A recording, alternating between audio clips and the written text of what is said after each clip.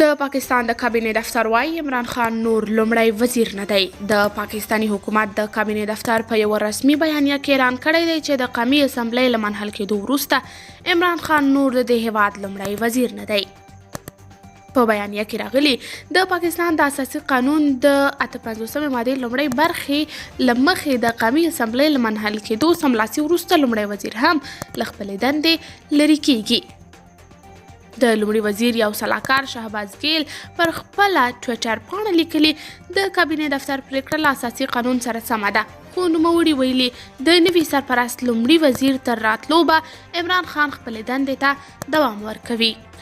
یاد دې وي چې عمران خان د یکشنبې پر سهار د پاکستان له ولسمشره د قومي اسمبلۍ د منحل کولو غوښتنه کړې وه. ولسمشر عارف الویل د لومړي وزیر له غوښتنې سره سم قومي اسمبلۍ منحل کړه او ورسره کابینه هم منحل شوه.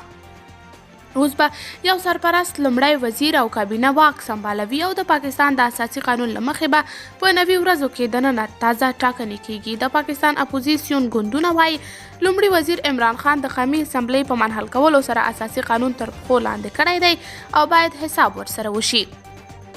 خو ښاغلی عمران خان وایي مخالفین یې باید د پلمو پر ځای ټول ټاکنو ته ځانونه چمتو کړي او د پاکستان خلک باید د خپل برخلیک پریکړه وکړي. قدرمن لیدونکو، تاسې د دې موضوع په هکله څه نظر لرئ؟ کمنټ کې شریک او چینل سبسکرایب کړئ.